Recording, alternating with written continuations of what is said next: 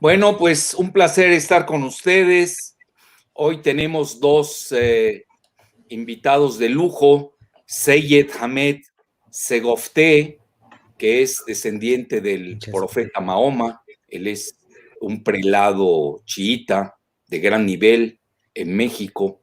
Y ahorita vamos a decir más cosas de él porque es de la misma ciudad del nuevo presidente de Irán, de Mashhad. Ahorita yo le estaba diciendo que ya el clan de Mashhad, que es la segunda ciudad más importante de Irán, pues es el que está gobernando. Y también pues tenemos al connotado periodista argentino, Sebastián Salgado. Les puedo adelantar que este programa va a ser único en Latinoamérica, yo diría hasta en el continente americano, dada la capacidad de los invitados. Es decir, no crean que es sencillo entender a Irán. Además, Irán pues es presa de una campaña negra totalmente de desinformación. Y lo que se opine aquí, pues naturalmente va a romper muchos esquemas ya de reflejos condicionados, de toda esta fake news, de lo que se llama la era de la posverdad. Bueno, ya sin más preámbulos, quiero decirles la tónica de nuestro triálogo, porque eso va a ser interactivo. Será cuáles son las implicaciones de la llegada del nuevo presidente Ibrahim Raisi, que muchos dicen estaba más que cantada la sucesión, las implicaciones a nivel local, regional y sobre todo esta nueva configuración del Gran Medio Oriente, donde ya muchos, por ejemplo, les digo Alastair Crooke es del MI6, es un centro de espionaje muy importante en Gran Bretaña. Él maneja un centro relevante en Beirut que se llama Conflicts Forum, seguramente ahora por el COVID no ha de estar ahí, pero tiene, para mí es uno de los más, de los máximos expertos en el Medio Oriente. Él escribe asiduamente en Strategic Culture, que es un portal, yo creo, de los más relevantes en geoestrategia internacional. Y él comenta que Irán es uno de los grandes vencedores ahora de la contienda, pese a que los enemigos asesinaron al icónico Soleimani y también han asesinado a muchos científicos nucleares para impedir su progreso atómico. Y yo llevaba la cuenta de 4 de 10.010 al 2012, ahí es donde arrecian los asesinatos, y últimamente a este gran científico, ¿cómo se llama? Aquí estoy buscando el nombre, Fakhrizadeh, que fue un operativo pues con drones y aparece películas de James Bond de eso, ¿no?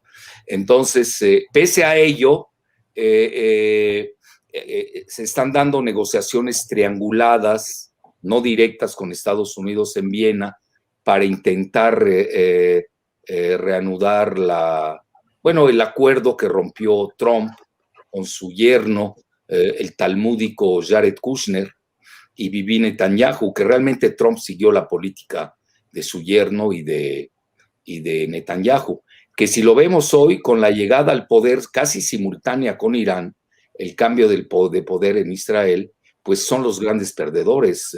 Jared Kushner, aunque sea por un voto en la Knesset, ¿no? En el Parlamento, Jared Kushner, Netanyahu y el mismo Trump se equivocó totalmente con estos acuerdos, ¿cómo le llamaban? De Abraham, ¿no? Acuerdos Abraham, bueno, unos acuerdos ahí raros que van contra la corriente histórica del Medio Oriente. Bueno, ya dicho esto, a ver, Seyed, si nos pudieras decir, yo traigo la hipótesis de que por la edad de Ibrahim Raisi, que ha hecho carrera en todos los escalafones, sobre todo a nivel judicial, ¿no? Así es. En Irán. Él es de Mashhad, de ahí también es el supremo líder el ayatollah Jamenei. Estaba viendo la diferencia de edad, pues pudiera ser su hijo, porque Jamenei, si no me equivoco, tiene 81, 82 años, ¿no? Y el nuevo presidente Raisi tiene 60 años. ¿Consideras tú, conociendo, porque Seyed, hay que decirlo para quienes nos hacen el favor de seguirnos, él es de Mashhad, curiosamente. Es decir, tú conoces bien la jerarquía. Él tenía a su cargo la mezquita del Imam Reza, ¿no? Eso, él estaba De encargado haber de... viajado ahí, de haberla conocido. Se considera que la mezquita es en superficie, es la más grande del mundo. Cuando sigues toda ¿no? Su periferia, ¿no? Todo lo que engloba, porque eso no se entiende, es mucho más que una iglesia católica. En la liturgia chiita existe mucho la ayuda a los desheredados, a los pobres. Es otra dimensión que va más allá de la teología.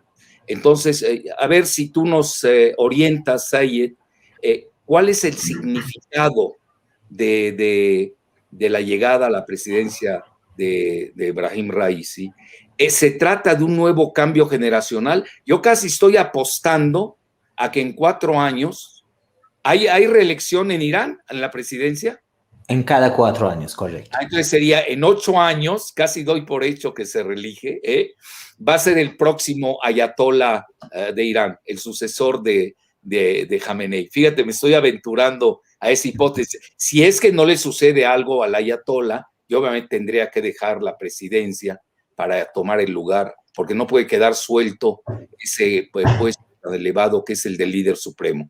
A ver qué nos dice Seyed. Gracias. Un cordial saludo a los que nos están viendo y al doctor y estimado Sebastián.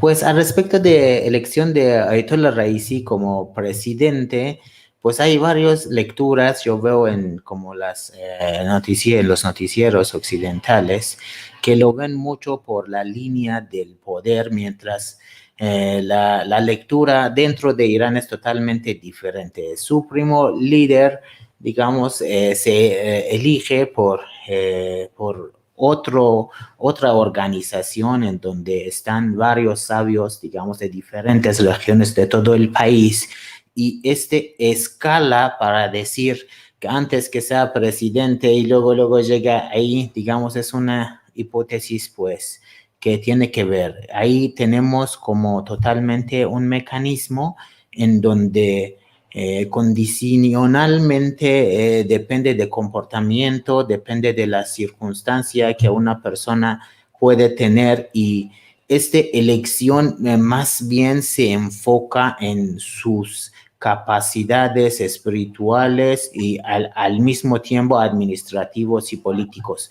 Y como no se considera una línea del poder que haya pues avanzado como Ayatollah Raisi ha avanzado durante su carrera profesional en cuestión de fiscal, y ha llegado a ser fiscal de Irán, y digamos tener este cargo de dirección del santuario, gran santuario de Imam Rida.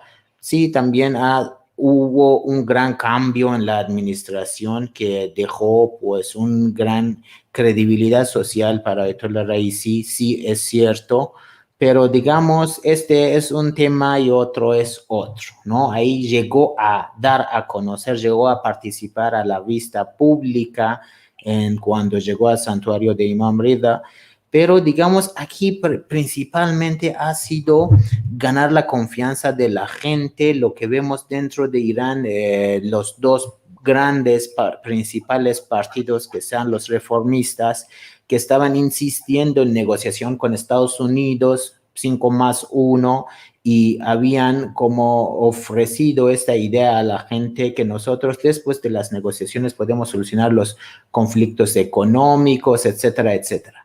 Lo cual la gente llegó a confiar, digamos,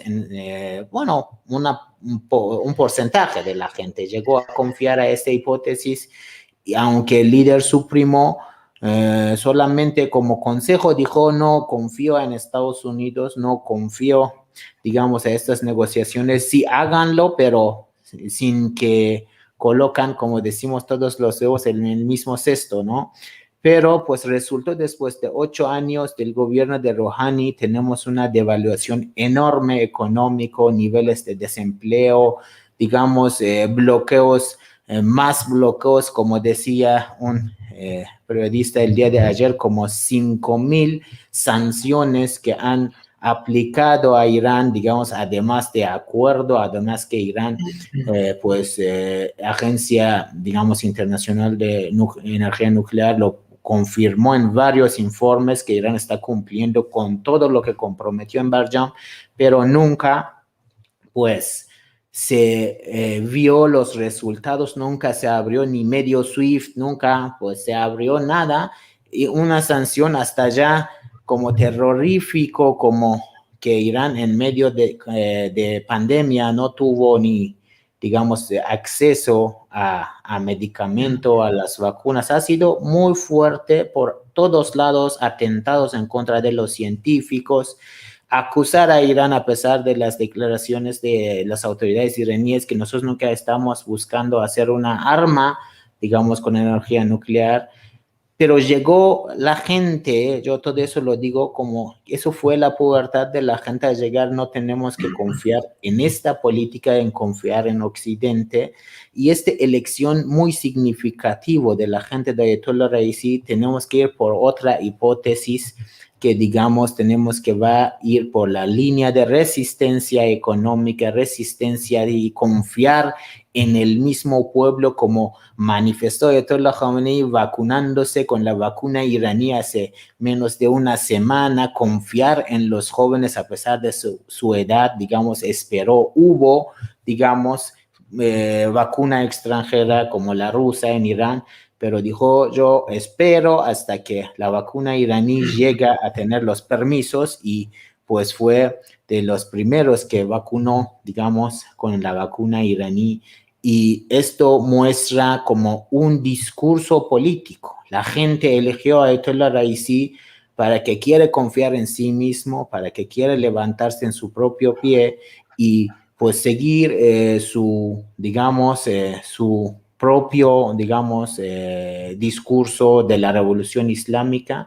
Hay muchos puntos que a continuación les voy a compartir sobre que hay una lectura en Occidente que ellos serían partido fundamentalistas o se sienten a veces, vemos las declaraciones de los israelíes que están diciendo que Raisi llega y va a ser un peligro para nosotros, va a ser una preocupación, mientras todo eso realmente es bastante gracioso ver cómo Netanyahu pues dientes y garras no dejaba el poder y en Irán cómo se transmitió de un partido a otro el poder, cómo se felicitaron, digamos, los que perdieron y pues eso lo tenemos que ver y pues tener como una comprensión correcta de lo que significa esta elección de Ayatollah Raisi con cerca de 50% de las votas. Ah, fabuloso. Luego nos comentará Seyed de cuál es el significado. Es una palabra que ya no se usa en Occidente, ¿no? Que se ha materializado demasiado. Yo, por ejemplo, escucho que tú usas mucho la palabra espiritual. Esa palabra como que parece old fashion, ¿no? Para la época del TikTok. Sí. No se entiende, al menos que uno conozca a la población iraní, vea la devoción que tiene, sobre todo en particular los chiitas, yo creo que sí sería interesante para que aquí en Latinoamérica, y tenemos muchos seguidores de mexicanos y latinos en Estados Unidos, pues escuchen desde el punto de vista dialéctico, ¿no? Otro sonido, ¿no? A los acostumbrados de sus estenógrafos. Bueno, pues ahorita está con nosotros Sebastián Salgado, él conoce muy bien Irán, todo el Medio Oriente, casi conoce todo el Medio Oriente, menos el Líbano, ¿eh? Esa no te lo van a perdonar los libaneses, Sebastián. Es cierto, no, pero ya lo tengo agendado para muy pronto, doctor. Pues, oye, apúrate antes de que acaben con el Líbano, que tiene los peores políticos del mundo, ¿eh? Lo digo en conocimiento de causa. Bueno, no pueden formar un gabinete, imagínate, la gente se está muriendo de hambre, es todo un tema. Porque el Líbano también se volvió rehén de todas las fuerzas centrífugas de la región. Eso también hay que verlo, no es nada más de los propios políticos libaneses, que tampoco están a la altura de las circunstancias. Tenemos que ser críticos, ¿no? Yo incluso soy hasta primo del presidente, pero ya les dije, yo soy más familiar de la verdad que de mis familiares. Bueno, dicho esto, Sebastián, ¿qué lectura tienes con la llegada ya es Ayatollah Seyed Raisi? ¿Ya es Ayatollah? Así es. Hay que decirles qué significa Ayatollah, es señal de Dios, ¿no? Sí, ese es como literalmente, pero digamos, significa como alguien con los estudios de seminario a un cierto nivel. Es decir, tiene múltiples doctorados, es un exégeta, pudiéramos Exacto. decir. Exégeta. Bueno, así es. A ver, tu lectura con la llegada del Ayatollah Raisi en dos consideraciones. La primera sería en qué va a suceder de aquí al 3 de agosto, que él toma el poder, ¿no? Así es. El 3 de agosto, estamos ahorita a finales de junio, estamos ahora prácticamente un mes, ¿no? Un mes, una semana. ¿Qué va a suceder con estas negociaciones que parece ya entran a una fase muy, muy cerrada, ¿no? Entre, como muy bien señaló Seyed, del P5+1 con Irán, nada más que en esta ocasión en Viena no está participando Estados Unidos, porque incluso abiertamente dijo el ayatollah que no se va a reunir con Biden. Eso a mí me llamó mucho la atención y que él no estaba ahí para estar mendigando sanciones debido a este concepto de la resistencia económica. Entonces, primero que nada, ¿qué va a suceder en este lapso de aquí a que él toma poder el 3 de agosto con lo que queda de Rouhani? Precisamente Rouhani, estaba viendo yo su edad y casi tiene la mía. Es decir, tiene 72 años, yo tengo 73. Es decir, ya es de la vieja generación, pudiéramos decir, ¿eh? Yo también veo eso mucho. Yo soy muy dado a la crono geopolítica. Y veo que Javad Zarif, formado en Denver, tiene una formación diferente, tiene más o menos la edad del ayatollah Raisi. Tiene 61 años y el ayatollah tiene 60. Si lo comparamos con el supremo líder Khamenei, pues estamos hablando de 22 años de diferencia. Esto es importante. Es decir, habría un cambio generacional interesante en Irán, dada la edad de Rouhani y dada la edad, es mucho más joven, curiosamente, Raisi. Bueno, ¿cuál sería tu lectura? ¿Qué va a pasar con estos acuerdos? Y en segundo, para que ya la tengas en tu tintero, la llegada de Raisi consolida o dinamiza el proceso de reconfiguración de lo que mi amigo, el judío progresista Thierry Meyssan, habla del nuevo mapa del Medio Oriente. Y, bueno, le agradezco, doctor, la invitación. Como siempre, un gusto participar en este espacio. Por mucho el más prestigioso de geopolítica en habla hispana, así que es realmente un honor estar acá. Aprovecho para saludar una vez más también al amigo Sheikh Zayed. Salam aleikum para el Sheikh. Como siempre, un gusto compartir espacio. Y realmente, doctor, primero compartirle el pulso de lo que muchos colegas me dicen está pasando en Irán y cuál es la percepción. Y la percepción a grandes rasgos es que en Irán se acabó el doble comando. Esa es la frase que están usando en estos días en toda la República Islámica. Porque como usted sabe, por un lado, en el gobierno de Rouhani, que tuvo 2 periodos presidenciales, hubo muchísimas interferencias con el líder, el ayatollah Khamenei. Y por un lado teníamos a un gobierno que buscaba alianzas y acuerdos con Occidente, sobre todo anclados en el G5+1, que se inició y se tomó forma en lo que fue el gobierno de Obama, y un gobierno y un líder religioso que siempre estaba preocupado por el bienestar de los iraníes.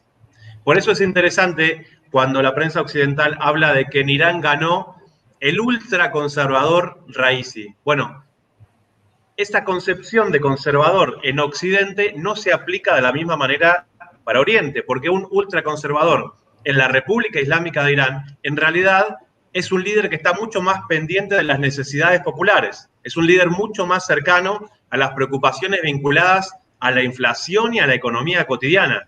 Entonces, cuando se dice en Irán que se acabó el doble comando, se están refiriendo a eso. La geopolítica, las relaciones con Occidente son muy importantes, pero la cotidianidad de los iraníes urge. Y en ese sentido, pareciera que Rouhani dejó muchas cuentas pendientes. En estos días, que es lo que usted me preguntaba sobre mi opinión, doctor, hasta que asuma Raisi, el cronómetro empezó a funcionar, porque tienen todos esos días para llegar a un acuerdo, sobre todo el gobierno de Biden, porque después, una vez que asuma Raisi, seguramente la postura iraní va a ser muchísimo más dura. A Rouhani le interesa entregar el gobierno con el acuerdo del G5+1 de vuelta en funcionamiento. Recordemos que fue Donald Trump el que de manera unilateral salió de ese acuerdo y que de alguna manera todo el trabajo que habían llegado, no solamente la República Islámica de Estados Unidos, sino los países del G5+1, que básicamente son los del Consejo de Seguridad, más Alemania, echó por la borda todo eso. Ahora, lo que no esperaba tal vez el gobierno de Rouhani era que Europa fuera tan condescendiente como en el caso de que si el gobierno de Donald Trump se salió de manera unilateral, Europa le volviera a aplicar todas y cada una de esas más de 5.000 sanciones a la República Islámica, siendo que habían sido todos esos países los que habían estado trabajando, y a Europa le interesa, y sobremanera, tener buenas relaciones con la República Islámica. Ahora, el gobierno de Raisi me da la sensación de que espera de que ese acuerdo también llegue a buen puerto, porque Raisi tiene esa oportunidad histórica de recibir un acuerdo geopolítico que desde mi perspectiva podía ser beneficioso para los propios habitantes de la República Islámica en tanto y en cuanto las sanciones se le quitaran y Irán pudiera volver a ser parte de los mercados internacionales, sobre todo con la venta de petróleo, y eso puede ayudar a una de las bases principales del gobierno de Raisi, que es mejorar la situación social en la República Islámica. Por eso, en estos días, hasta el mes de agosto, en ese reloj me parece que están puestas todas las intenciones de que ese acuerdo del G5+1 vuelva a funcionar y que el gobierno de Raisi pueda asumir una postura conservadora, pero cercana a lo popular, pero que al mismo tiempo necesita tener acuerdos para Occidente para que ese dinamismo económico se pueda acelerar definitivamente con el fin de las sanciones sobre la República Islámica. Y en relación yo creo que sería bueno, Sebastián, ahorita una leve frase, comentar en qué versa este acuerdo que le llaman 5P, porque son los 5 miembros permanentes del Consejo de Seguridad, más uno que es Alemania, que Alemania tiene una excelente relación con Irán, que hay que recordarle a nuestros excelsos seguidores y seguidoras, más que seguidores a veces, que la palabra Irán viene de ario. Sí. A veces se olvida uno que esa es su raíz semántica, y hay una conectividad, pues bueno, no quiero regresar a lo ario de Alemania, pero siempre ha existido. Yo creo que los dos países con los que más se lleva Irán en Europa, a ver si me corrige alguien, son Alemania y Gran Bretaña, nada más que Gran Bretaña, pues ya ven, es la pérfida Albión y trae sus juegos de 10 bandas que se marean hasta ellos mismos, ¿no? Con esas jugadas. El significado de este acuerdo del contencioso nuclear es de que Irán desistía a seguir el enriquecimiento de uranio a cambio de llegar a acuerdos, se le levanten las sanciones y seguir adelante. Es decir, no lanzarse de lleno a la creación de una bomba nuclear, que hay que también reflexionar al respecto. Para hacer una bomba atómica, yo hasta en broma a veces lo comento, se necesita enriquecer el uranio a más de 90%. Irán en estos momentos, al menos es lo que se maneja, no estoy hablando de la propaganda negra. Netanyahu llegó hasta Estados Unidos con su letrero, ¿no? Diciendo que ya tenía la bomba atómica Irán, lo cual es una mendacidad.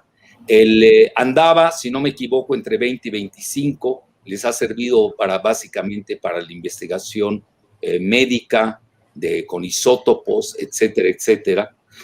Y ese fue el quid pro quo, es decir, Irán no va a seguir el enriquecimiento de uranio, aunque ya tiene el know-how, tiene el conocimiento, a cambio de precisamente llegar a un acuerdo con Estados Unidos, que entre otras cosas le tienen embargado yo me quedé en $5,000 millones cuando el Shah de Irán, no sé cuánto sea hoy, pero ahí me quedé, con intereses, bueno, ya para qué hablamos, ¿no?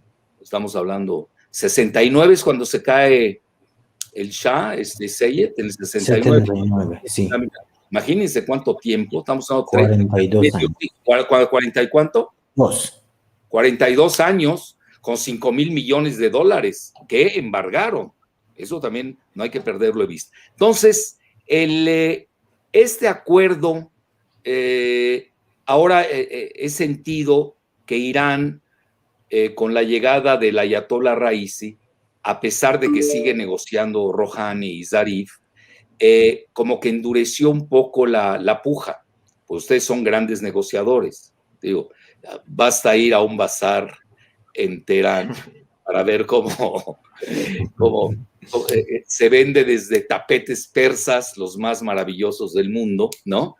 Hasta lo que no se imaginan, ¿no? Son grandes comerciantes, son de primera, eso hay que recordar. Y además, yo me acuerdo cuando Rafsanjani, que yo seguía mucho la política, manejaban que él controlaba el bazar, es decir, los bazaris, es decir, los que están en el bazar son una fuerza política muy importante en el régimen teocrático, democrático. Fíjense, eso pocas veces se da, porque es una teocracia, pero con democracia interna. Eso es muy interesante, eso es muy sui generis, que incluso hay que entender, mucho se dice, y esa pregunta se la voy a dejar luego a Seyed, que las grandes consideraciones, la matriz teológica del chiismo, además obviamente de lo conocido del profeta Mahoma, de Ali, Hassan, Hussein, Fátima, etcétera, se basa mucho en la figura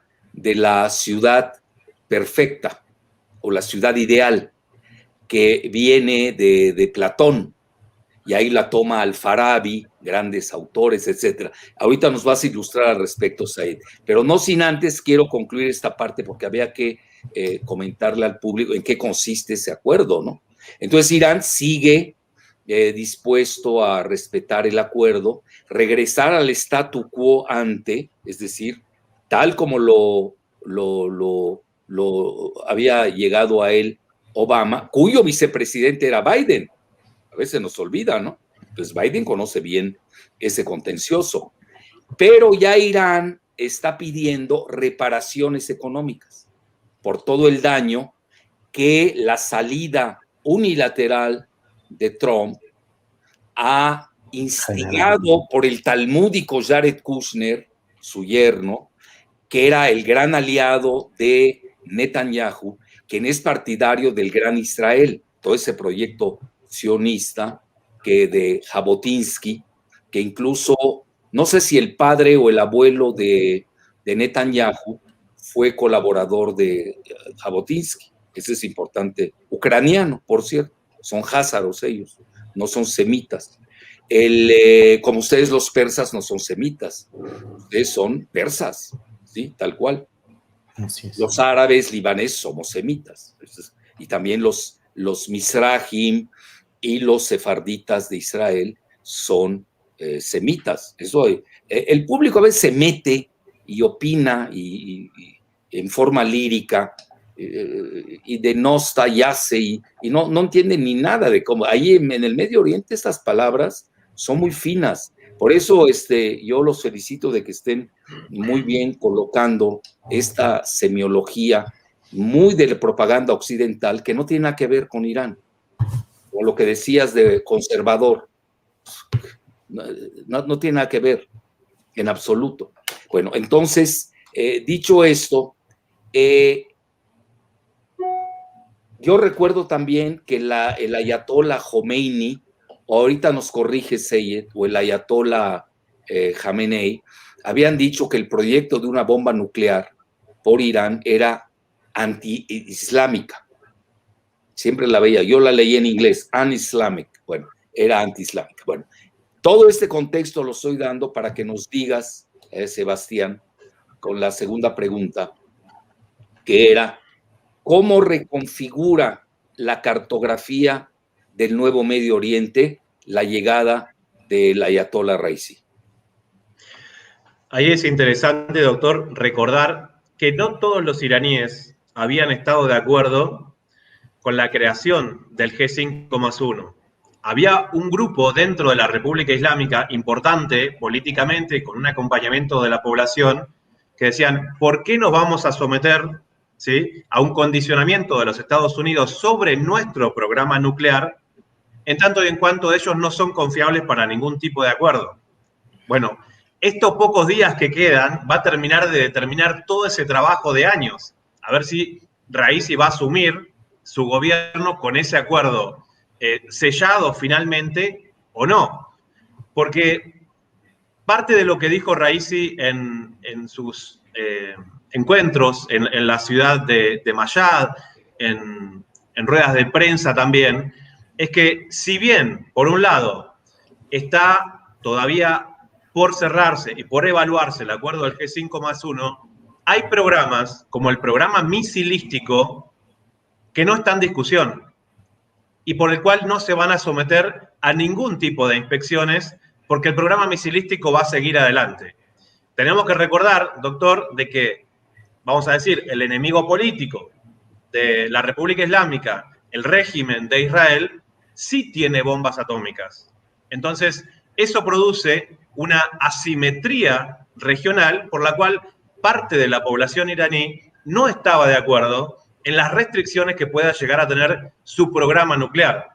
Entonces, ahí el gobierno de Raisi vuelve a tener esa doble posibilidad, por un lado, de recibir un acuerdo que puede llegar a haber tenido frutos en el aspecto de acercamiento, podemos decir que abra ciertas puertas de la República Islámica en el comercio hacia Occidente, pero que por otro lado hace que la soberanía en las decisiones del pueblo de la República Islámica vuelva a repensar si eso es realmente lo que están buscando.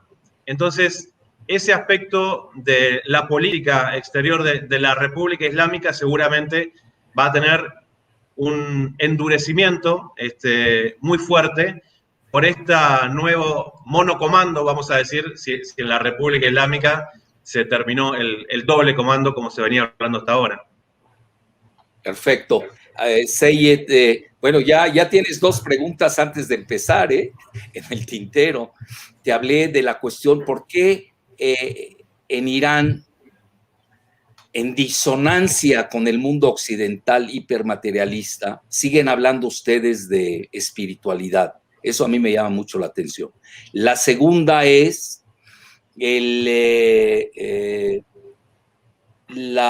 ¿por qué el supremo líder maneja que la posesión de una bomba atómica por Irán sería antiislámico. Islámica o anislámica? Cuando hago la referencia, El único país islámico que tiene bombas nucleares hoy es un país sunita, que es Pakistán.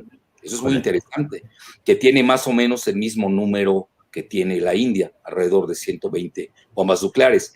Abonando en lo que dijo Sebastián, Israel ya no niega que carezca de bombas nucleares. Antes de fallecer, Shimon Peres, que fue primer ministro, ministro de Defensa, etcétera, que es el padre de la bomba atómica israelí, lo aceptó. Eso es muy interesante. Oye, y tiene el premio Nobel de la Paz, ¿no? Bueno, eso el premio Nobel de la Paz se volvió una vacilada. Bueno, entonces, dicho esto, Israel, yo me dedico mucho a eso, tiene entre 250 y hasta 500, depende de quién haga la estadística, bombas nucleares, en las que pues los 5 miembros permanentes del Consejo de Seguridad se hacen de la vista gorda, porque Israel ni tiene inspección de la Agencia Internacional de Energía Atómica, no firma el Tratado de No Proliferación de Armas Nucleares, eso es muy importante, mientras que a Irán le exigen, sin tener bombas nucleares, todo este tipo de inspecciones restrictivas. Entonces, ahí ya tienes en tu tintero de 2 a 3 preguntas que quieras contestar, Seyo. Perfecto, doctor. Muchas gracias. Bueno, al respecto de hablar de la espiritualidad, pues realmente nosotros ahí tenemos mucho para compartir, que está, como usted dice, tan indispensable, falta de necesidad a espiritualidad y ética en la política en Occidente, que como si fuese se toma de broma.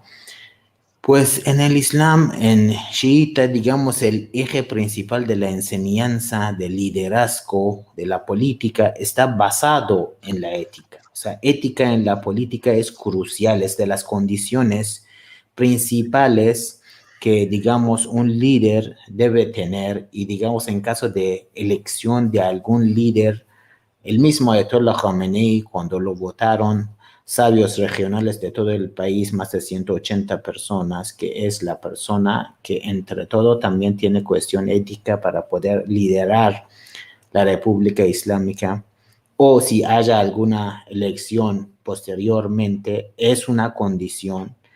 Y digamos, esto se basa en las enseñanzas del Islam chiita desde hace más de 14 siglos, ¿no? Cuando se discutía entre Ali y otros, digamos, candidatos que se ofrecían para manejar la sociedad musulmana, ¿acaso solamente ser un político o ser de la edad más grande es suficiente, o también tiene que llevar pues el conocimiento y también la ética práctica para que conozca el dolor de las etapas más bajas de la sociedad, digamos, o no, ¿no? Hoy día, pues en Occidente, la política es más un lujo, y digamos las familias que están dentro de la política están, digamos, a veces yo escucho comentarios que a mí me sorprende, como una persona normal iraní. Decía un amigo mío que yo soy, por ejemplo,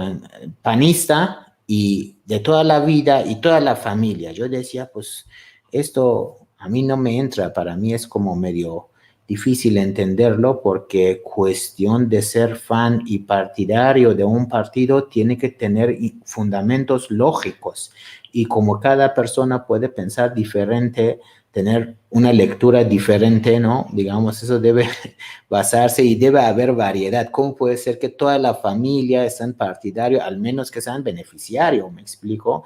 Y esto no tiene sentido en la cuestión lógica. En el Islam, y digamos, nosotros lo llamamos de esta manera, el intento de la República Islámica en establecer un mecanismo de poder hasta donde es posible islámico, pues esta cuestión de ser un sabio, ser un ayatollah y a la vez tener el factor ético, digamos, es importantísimo, y esto es lo que pues sería la manifestación de un ejemplo de la política islámica que esperamos se da a conocer en el mundo.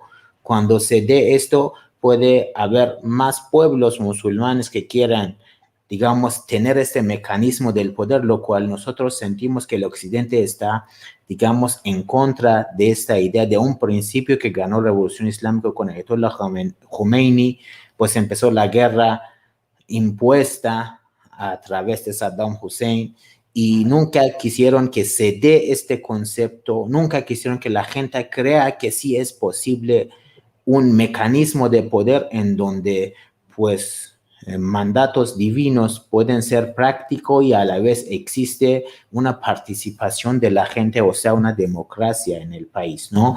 Esto es algo que nosotros llevamos de tarea para mostrar a todo el mundo que esto sí es posible, se puede vivir bajo normas como Dios nos indica y puede vivir feliz y podemos tener una sociedad progresista como corresponde, o mejor dicho, nosotros creemos de otra manera es imposible porque siempre si falta espiritualidad y ética, ahí vienen los intereses personales, sectarios, digamos, grupos que van a acumular la riqueza y poder y pues van a olvidar de otras pues sectores de la sociedad, ¿no? Bueno, ahí es como un tema bastante interesante de desarrollar. Hablando de lo que comentario que está diciendo Ayatollah Khomeini, sí, pues un arma nuclear, como dice Ayatollah Khomeini, no distingue a la hora que pues llega a explotar entre los que sí son culpables, los que son inocentes, mujeres, niños, en una guerra en el Islam. Otra vez históricamente tenemos a Ali, que en una guerra una persona estaba junto a Ali y el profeta lo estaba admirando a Ali, pero dijo yo, en el número de enfrentamiento que participó Ali, yo también, pero Ali decía que con una sonrisa, pero yo veía a esta persona en su siguiente 7 descendencias, si hubo una persona bienhechor, pues lo dejaba con vida para que pasa, pero tú no puedes distinguir esto. En el Islam, en la guerra, hay muchas normas, digamos, que una persona pues no tiene derecho de pues ir a acabar con todo un homicidio total y como una limpieza étnica. Eso islámicamente no es cierto. En el Islam, las mujeres, los niños están fuera, digamos, de la guerra, digamos, y hasta los hombres, los combatientes que están en frente del enemigo, también en apenas quieran entrar en una dinámica lógica, están a salvo, o sea, no van así que, bueno, llegamos a limpiar acá al que sea cierta raza, cierto, digamos, idioma o cultura, no. Claro que bomba nuclear es complicado para decir, por eso se fija usted, hay mucha exactitud entre cuestión de misiles balísticas que hizo en Irán porque no quieren dañar al que no le corresponde, ¿no? Digamos, esa es una ética que manejan en cuestión, pues, de armamento y es el discurso que se trata de aplicar, ¿no? Pues espero con estas dos breves podemos un poco explicar sí, esta cuestión. No, y quiero abusar, ya que estás con nosotros, Seyed, ¿por qué Mashhad? Bueno, Mashhad es una cuestión, digamos, otra vez principalmente espiritual. Mashhad es para, pues, los mexicanos, se dice en Guadalajara es como capital cultural de México, ¿no? Mashhad igual es de alguna y otra manera es capital espiritual de Irán porque ahí está enterrado el 8º descendiente del profeta Imam Rida y junto a él llegaron muchos de la familia del profeta de los cuales nosotros descendemos, digamos, y ahí está una manifestación de todos los sabios que iban junto a ese, porque nosotros los consideramos a ellos vivos, aunque pues murieron físicamente, pero pues su participación en voluntad divina y que la gente cuando va a estos mausoleos, ahí piden a Dios a través de estas personas como pidiendo intercesión, se sienten vivos en cualquier problema científico, económico o lo que sea, la gente va ahí y pues hay muchísimos registros de estas como avances y soluciones que tuvieron, y los sabios musulmanes también ahí iban cerca del santuario de Imam Rida a estudiar cualquier problema que tenían. Si no comprendaban algún punto, ahí iban a solicitar, a pedirlo a Dios, pedirlo a intercesión, la solución, y hizo que ahí se genera un núcleo de sabios, un núcleo, pues una historia, para decir, en seminario islámico en Mashhad, y entre otros factores que tiene Mashhad para ser un polo del poder en Irán, y a lo largo de la, digamos, revolución islámica y la guerra que tuvo con Irak, Mashhad siempre ha sido un factor determinante y sigue pues una participación muy interesante de los bazaríes y, digamos, y donaciones que existe al santuario de Imam Rida, que hay grandes empresas, muchísima gente está beneficiado de los, pues, beneficios que se dan estos creyentes bazaríes, a veces políticos, y pues de núcleo de esto ha generado personajes como Ayatollah Khomeini, como Ayatollah Raisi, que todavía la casa de su madre está en un barrio popular. Él mismo, digamos, la gente conoce, tiene una relación muy, digamos, cercana con el pueblo, con la gente, y pueden sentirlo, digamos, las etapas más bajas de la sociedad como siguiendo ser como uno del mismo barrio o uno de la misma escuela. Así que esta cultura en Mashhad sí existe y sigue como fructificando. Sí, fíjate que Seyed, cuando yo estuve en Mashhad, me tocó ir, creo que era una festividad chiita, no recuerdo bien, pero me tocó, creo que era el ayuno, sí, el mes porque de me tocó Ramadán. en la noche, y cómo regalaban a la población, me impactó. Así es. Regalaban la cena o la comida del ayuno en la tarde-noche, y a mí me tocó sentarme. No voy a decir el secreto quién ahí ayudó a que tuviera mi ración de comida, pero la gente feliz, esa convivencia que desgraciadamente, lo tengo que decir, en Occidente ya la hemos perdido, ¿eh? En Occidente ya hace mucho que ya ni en televisión comemos en forma comunitaria, y sí, y esa parte me llamaba, me sorprendía, de cómo la mezquita en sí, o la administración de la que formó parte el presidente Raisi, pues regalaban generosamente la comida, obviamente raciones nada pantagruélicas, ¿no? Yo diría más que nada muy bien comedidas. Eso me llama. Bueno, pero no quiero, antes de cerrar esta parte tan interesante contigo, Seyed, tú, si quieres, lo contestas, y si no, no. Sí. ¿Tú fuiste alumno del Ayatollah Raisi, del nuevo presidente? No tuve el gusto de, pues, estar con él en una clase, pero... Pero sí, dices de su equipo, sí, ¿no? sí. De su equipo. Sí. Y está considerada, por ejemplo, si la comparas con Qom, Sí. a Mashhad, ¿cuál sería la diferencia? Qom, ahí el Ayatollah Khomeini, fundador de la República Islámica chiita, pues ahí pregonaba, ¿no? Y es todo un centro, yo diría, bibliográfico, ¿no? Así es. Tiene una biblioteca impactante de libros islámicos. ¿Cuál sería la diferencia entre Qom? Obviamente el número de habitantes. Mashhad es la segunda ciudad más importante de Irán. Qom es una cosita, ¿no? A ver, ¿cuál sería la diferencia, Seyed? Digamos, es muy interesante la pregunta. Entre Qom y Mashhad hay una diferencia crucial. Qom es un núcleo de estudios concentrado, varios sabios, muchísimas escuelas, de alguna y otra forma que los participantes estudiosos de la escuela de Qom, pues se ven por todos lados, están más beneficiados de los recursos que existe.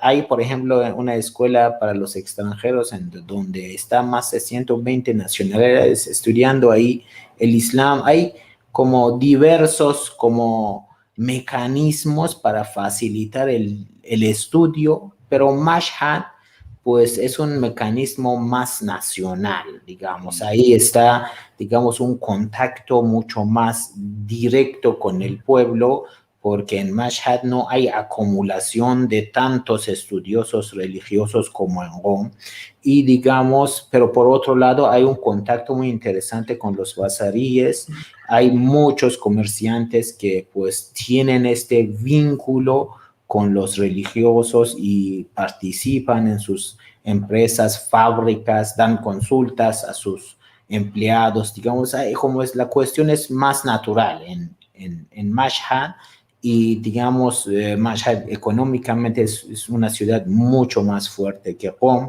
digamos, y a veces como en primer nivel en todo el Irán, lo cual Qom no, Qom más es universidades, más es estudios, y pues este factor espiritual de, bueno, aunque la hermana de Imam Rida también está enterrado en Qom y ahí también existe un santuario enorme, pero nada que ver con lo que está en Mashhad, ¿no? Muchas gracias. Qué fascinante todo este estudio que por desgracia se desconoce en Occidente, diría yo, ¿no? Pero ahora vamos a ser optimistas con el levantamiento de las sanciones, las negociaciones, a ver qué camino toman. Yo creo que ya Occidente va a empezar a conocer más la realidad y no la propaganda negra que hoy impera sobre Irán. Entonces, a ese respecto, Sebastián, que tú lo has vivido en Argentina, ¿no? Toda esa propaganda negra, donde ya decir iraní es sinónimo, porque así lo han hecho, ¿no? De claro, terrorista, y ser israelí es ser angelical, ¿no? En ese maniqueísmo. Bueno, ahí está Infobae, ese portal de quinta que tienen ahí en Argentina, desgraciadamente, que acaba de insultar al presidente Andrés Manuel López Obrador. Dijo que era pueblerino, ¿no? Los de Infobae, así, etc. Bueno, insultan a medio mexicano. Bueno, ya no me voy a meter ese tema, ya me entrevistaste al respecto en un programa que tuvimos contigo. Como que se interesan demasiado a la política interna de México, me llama la atención, cuando deberían dedicarse al desastre económico que padece hoy Argentina, que viene desde el neoliberalismo, ¿no? Desde el año 2000, si no me equivoco, ¿no? Etcétera, etcétera.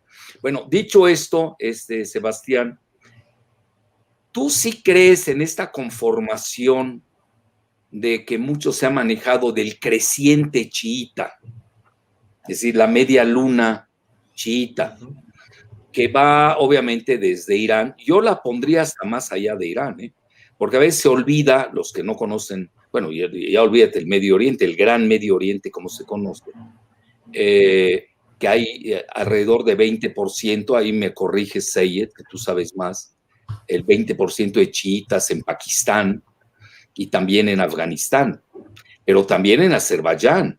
Azerbaiyán, la mayoría son chiitas, si no me equivoco, son azeris, en lugar de decirles azerbaiyanos, se les conoce como azeris, que por cierto acaban de ganarle la guerra a Armenia en Nagorno-Karabaj, ahí con el apoyo de Turquía. Y ahí, un día le vamos a dedicar un video especial a toda esta situación que se da en el Mar Caspio, específicamente en Nagorno-Karabaj. ¿Qué rol jugó Turquía? ¿Qué papel jugó Irán, Rusia?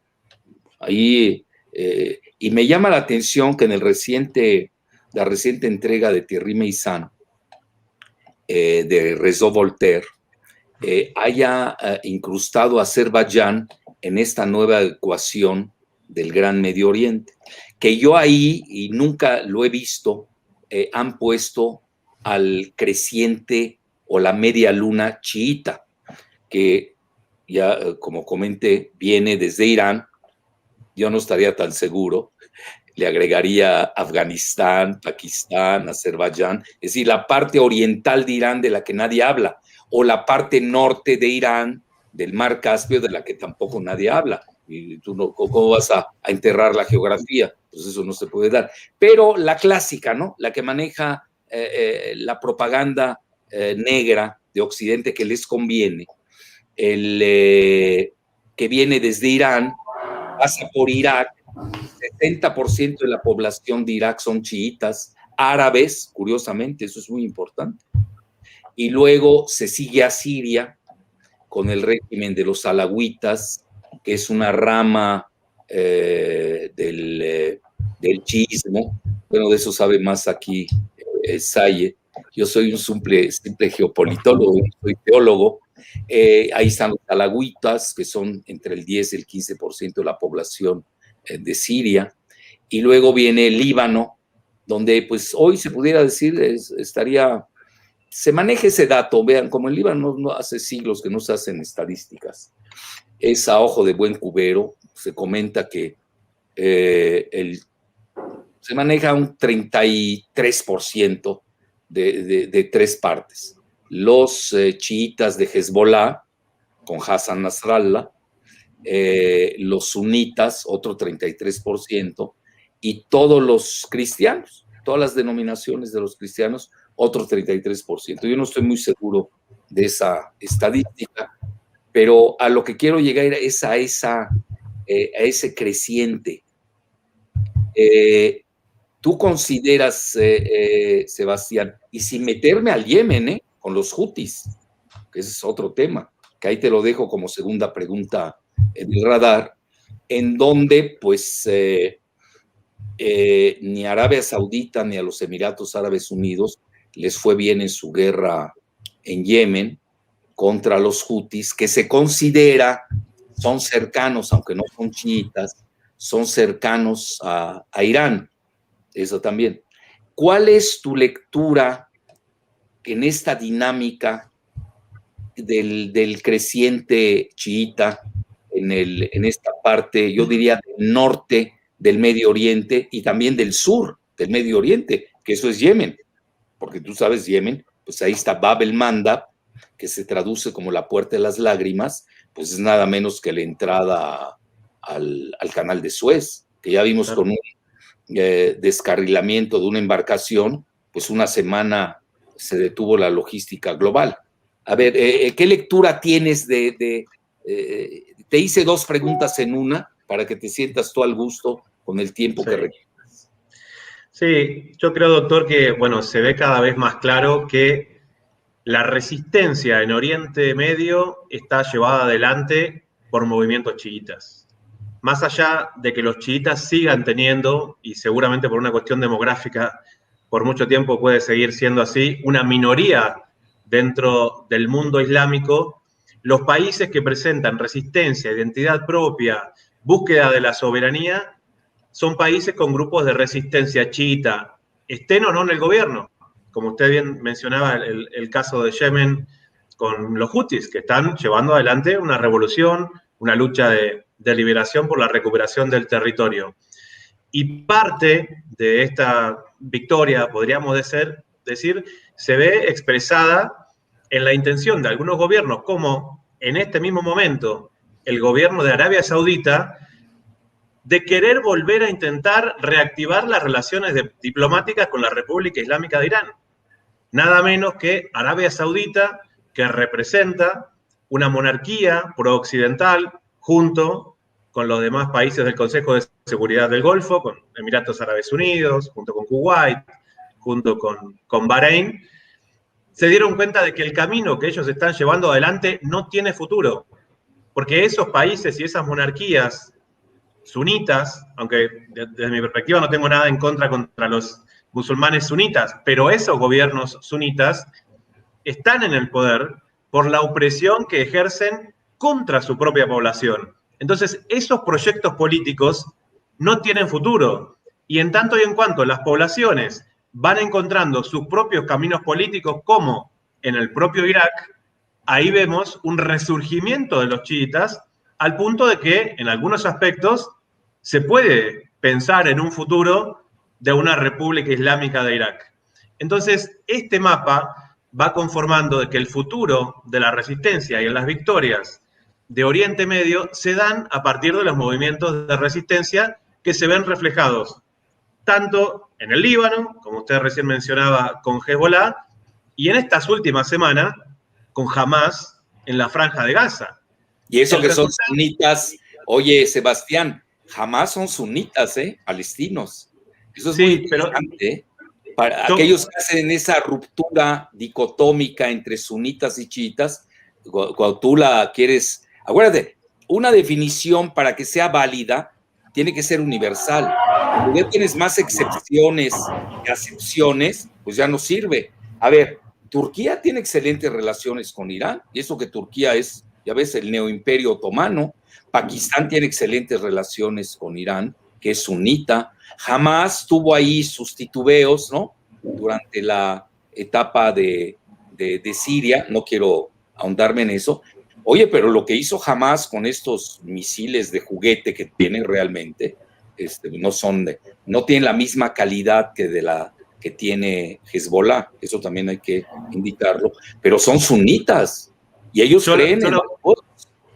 Sí, por supuesto. Yo lo que digo, doctor, es que Hamas en Franja de Gaza, desde mi perspectiva, no hubiera tenido la impronta de resistencia que tiene en este mismo momento sin el nuevo mapa que configuró el asesinato de Qasem Soleimani en Irak, del cual hemos hablado.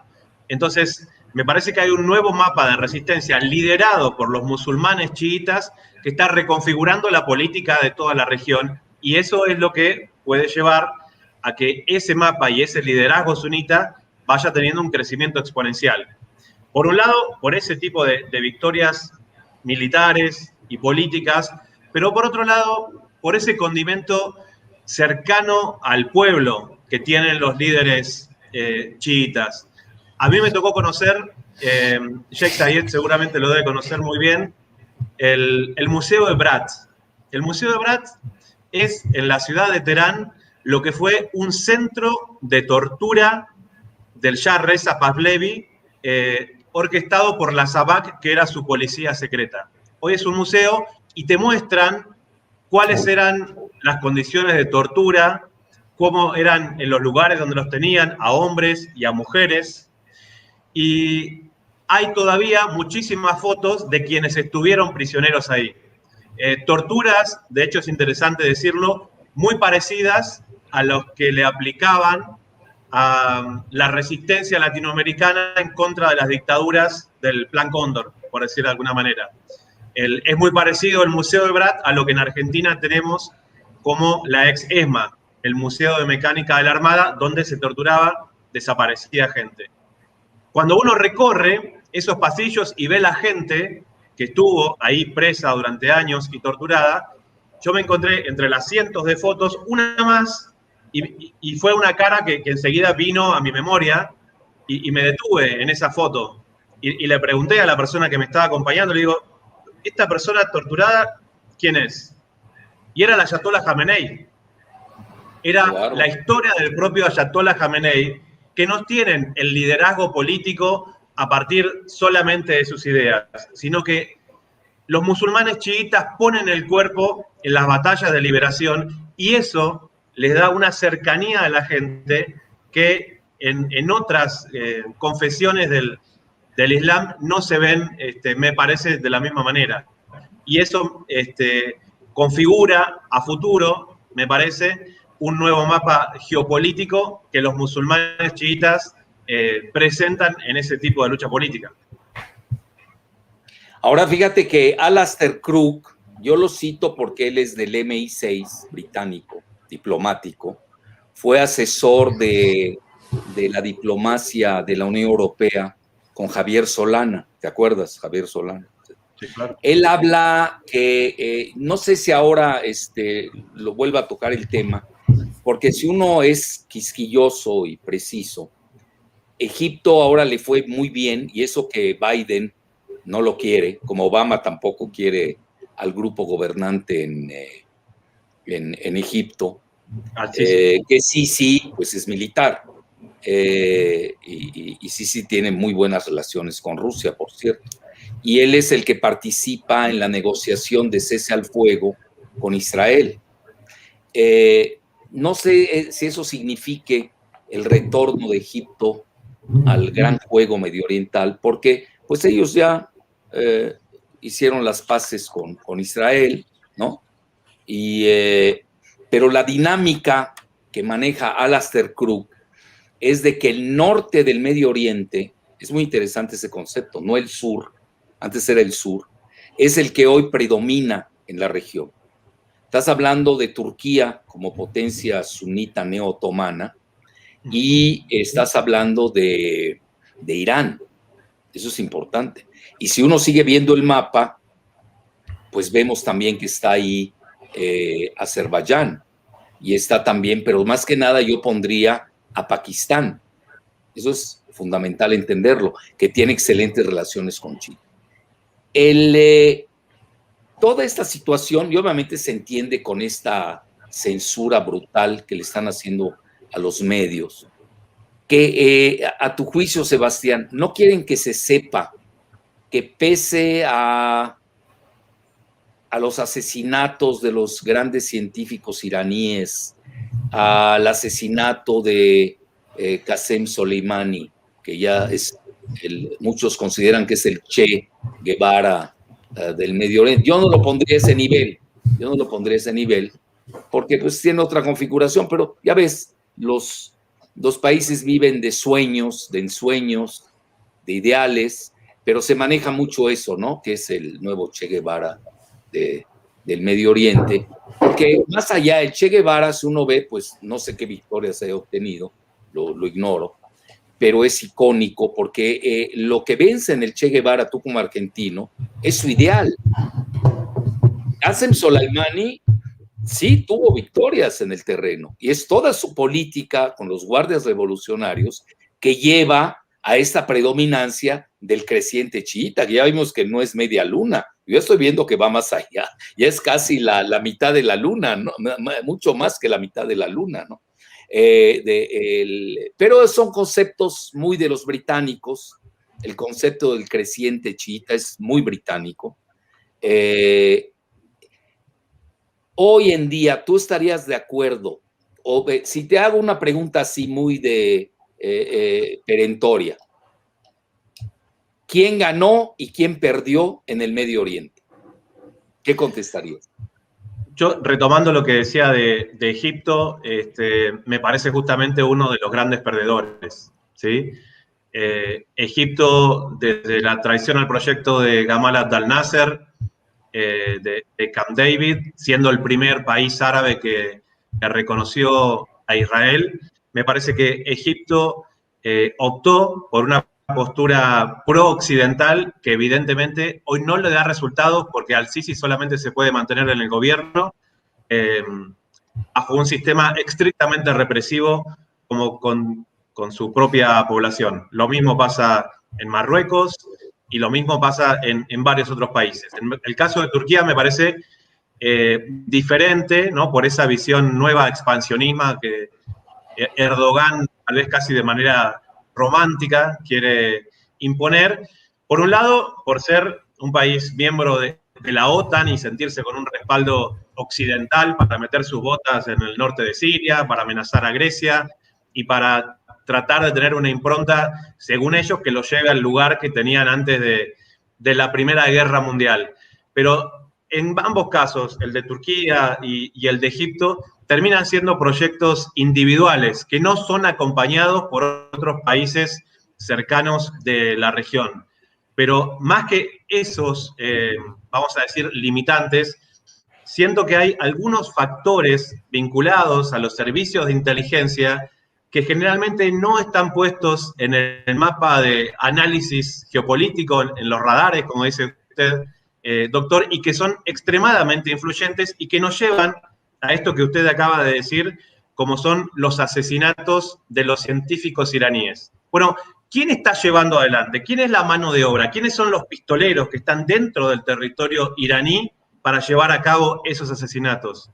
¿Y por qué hay grupos fuera de Irán que promueven la desestabilización del gobierno que tienen tanto dinero. Si me permite, yo creo que hay 3 vertientes que vale la pena señalar. Por un lado, los mujahidines, un grupo que durante la época del Shah Reza Pahlavi supieron enfrentarlo, ¿sí? Hay que decirlo, fueron revolucionarios a su modo, pero en el momento que triunfa la revolución islámica, ellos intentaron competir por un gobierno del cual ellos no habían sido parte, ¿sí?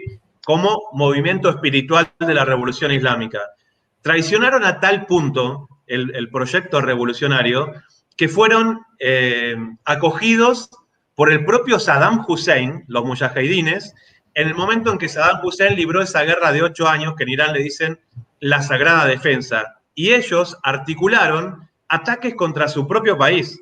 Esa es la esencia de los mujahidines que luego se convirtieron en el grupo MKO.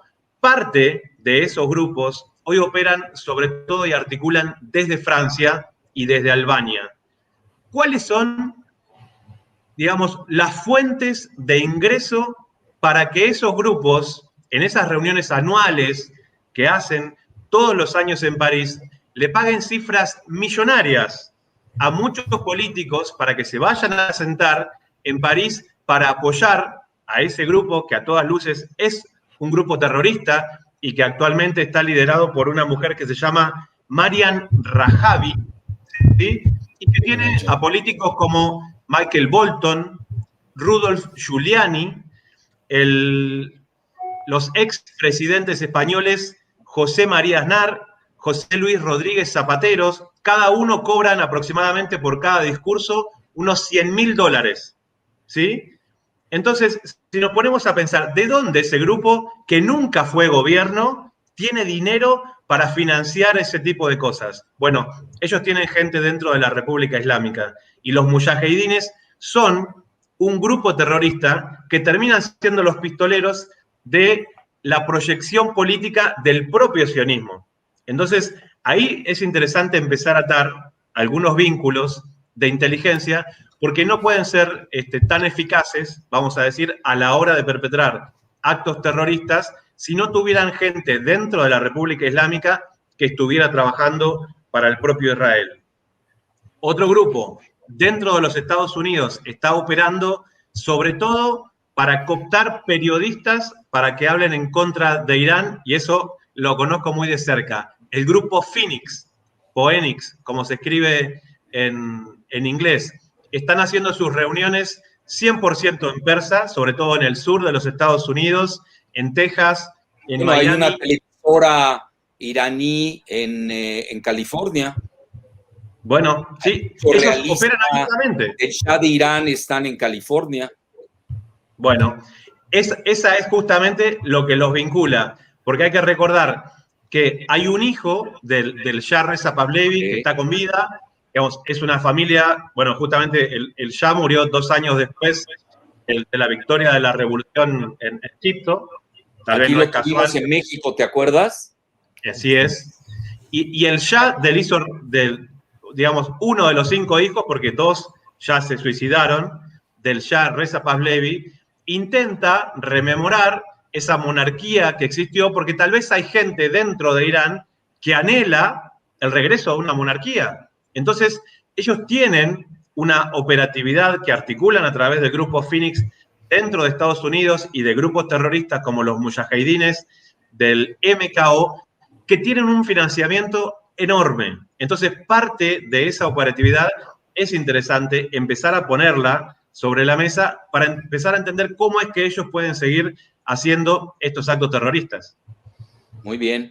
Bueno, ya casi para concluir, Seyed, estábamos comentando off the record al inicio que Sayed Nasrallah había sacado un tuit, ¿no? Había publicado un tuit, que es el líder, el secretario general de Hezbollah, que quiere decir el partido de Dios en Líbano, y que, ¿cuál es si nos puedes decir algo al respecto, esa conectividad con ese tuit y la relación con el nuevo presidente iraní, no sin antes mencionar y eso, bueno, los grandes estrategas del Medio Oriente lo han mencionado, que la próxima batalla por Al-Quds, es decir, como se quiere decir, la ciudad sagrada de Jerusalén, con todos sus componentes, sí va a participar Hezbollah, no se van a quedar con los brazos cruzados. Eso es muy importante porque eso cambia la dimensión en la que Israel ya se va a mover ya con menos libertad que con la que tenía Netanyahu. Lo estamos viendo, las reuniones de Bennett y de Lapid, que realmente yo cito la prensa israelí, no me meto en líos, no lo sé, ¿cómo lo puedo saber? Ellos hablan que abiertamente es un gobierno de Antony Blinken. Eso es importante señalarlo. Antony Blinken es israelí-estadounidense. No olvidemos que también Jacob Jeremiah Sullivan, mejor conocido como Jack Sullivan, que es el asesor de seguridad nacional de Biden, también es israelí-estadounidense. Es decir, también la sociedad israelí hoy se encuentra dividida, no quiero decir fracturada, es una palabra muy fuerte, pero está dividida. Es decir, el concepto de Netanyahu y su gran Israel con lo que parece ser el Partido Demócrata, que tiene disensiones internas con Black Lives Matter, con Squad, lo que maneja Ilham Omar, Ocasio-Cortez, etcétera, no están de acuerdo con el irredentismo de Netanyahu y del talmúdico Jared Kushner. Entonces, habría que poner hoy en el radar, eso sería interesante, también la cronometría de lo que está pasando en Irán y de lo que está sucediendo también en Israel, donde el gobierno depende de un solo voto, se dice fácil, ¿eh? Así es. Nos guste o no, Netanyahu todavía goza de gran poder, pero ya no el ejército, incluso Benny Gantz, que es un militar de alto rango, es el ministro de Defensa, si no me equivoco, de Israel. Y naturalmente ellos dependen mucho de la ayuda estadounidense. Reciben, si no me equivoco, más de 3,000 millones de dólares regalados al año en armamento, obviamente. Y no sé si en otro tipo de especies. Entonces, a lo que quiero llegar, sí se nota, al menos es mi lectura, que mientras Irán va subiendo con todo y los golpes que les han dado, puntuales, tácticos, pero no estratégicos, asesinato de Soleimani, el asesinato de Fakhrizadeh, de los científicos nucleares, va avanzando, es decir, Irán, visto territorial y demográfica y políticamente, el acuerdo que se reanuda, que puede darse con el 5P+1, mientras que Israel se retrotrae, para no decir se repliega. Eso es muy interesante, ¿eh? Entonces aquí naturalmente, y yo con esta parte, aparte del tweet que nos vas ahorita a ilustrar, Sayed, de Hassan Nasrallah, sí se está viendo que alguien está ganando y alguien está perdiendo, me van a perdonar. Digo, no hay que ser genios para darse cuenta de la correlación de fuerza. Independientemente de uno que tome partido, digo, basta leer el Haaretz de Israel. Es que van a decir, es que es del partido laborista y los laboristas son prodemócratas y odian al Likud de Netanyahu. Bueno, ya sabemos, en todos los países existen esas disensiones, pero yo creo que sí hay que seguir esa cronometría y esa, yo diría, esa evolución interna de la política, tanto en Irán como en Israel. Y ahí te lleva a una pregunta que con esa concluyo para los dos. ¿Quién está ganando, Israel o Irán? Pregunta muy tonta, pero hay que hacerla, ¿eh? Porque en México nos gusta el box. Aquí somos de Pacquiao, el Canelo, quien le pegó al otro. En México así somos. Hasta creemos en la lucha libre que está trucada, ¿no? Pero nos gusta, así somos los mexicanos, ni modo. Es nuestro modus operandi. Y sí, a veces uno dice, bueno, ¿y quién está ganando y quién está perdiendo? Aquí gusta esa, que obviamente es muy banal, lo tengo que reconocer. Pero entonces, con eso concluiríamos, pero no sin antes nos diga, Sayed, que ese famoso tweet. Muy bien. De lo que me interesaría de introducción decir es que yo veo, digamos, en los países de la zona de Medio Oriente, de Asia Occidental, la cuestión es como una lectura del pueblo de estos países, otro de sus gobernantes, ¿no? Arabia Saudita en sí como que se considera una monarquía, pero occidental y todo eso, en sí existe pueblos, digamos, en zonas del norte de Arabia Saudita, hay Qatif, pueblos que son chiitas y se consideran dentro de Arabia Saudita como ciudadanos de segundo grado, ¿no? Digamos, eso pasa en todos estos países, en Jordania, digamos, en Siria, por ejemplo, ya vimos el triunfo otra vez de Bashar al-Assad.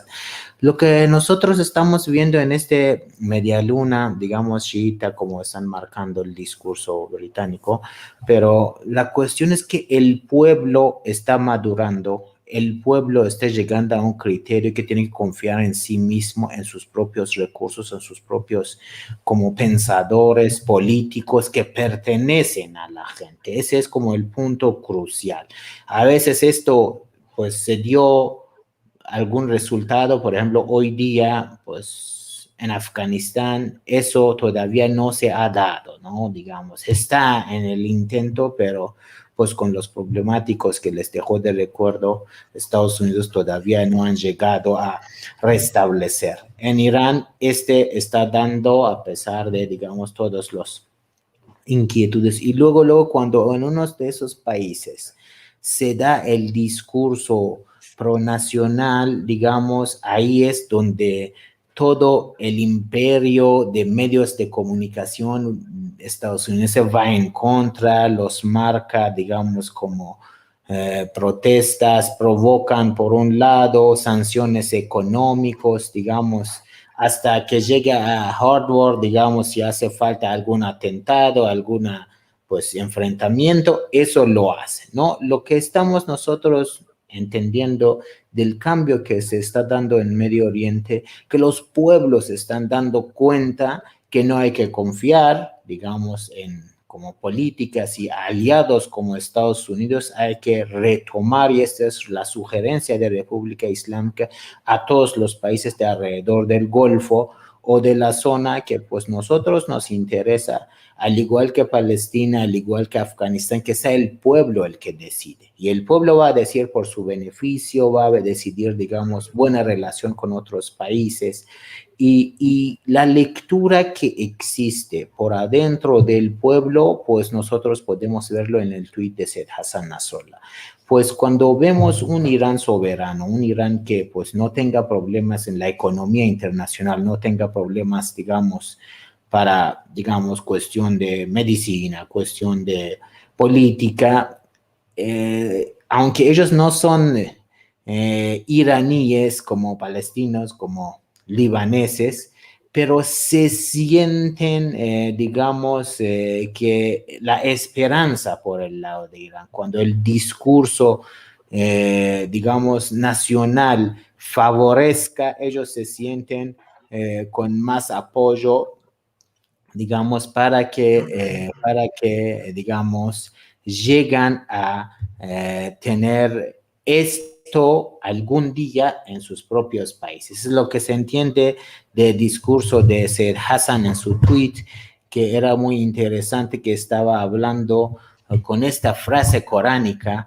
que estamos esperando a Ismail o a Ibrahim que vengan a purificar la casa de Dios para que lleguen los peregrinantes. Era como un deseo, un anhelo que puede percibir, digamos, a cualquier miembro de las familias oprimidas palestinos que tienen un padre, un hijo, una madre, un hermano perdido, digamos, injustamente. Su anhelo sería que algún día de esta, digamos, mancha se limpia su tierra y pueden, digamos, libremente ir a la mezquita Al-Quds y ahí rezar libremente, lo cual pues lo hicieron todos sus padres, digamos, a lo largo de años, está separando lo que es llegada a la presidencia de Ayatollah Raisi dentro de Irán es una cuestión pues con todos sus peros y contras y digamos entendimiento de esto, cómo va a surgir en Medio Oriente la relación con los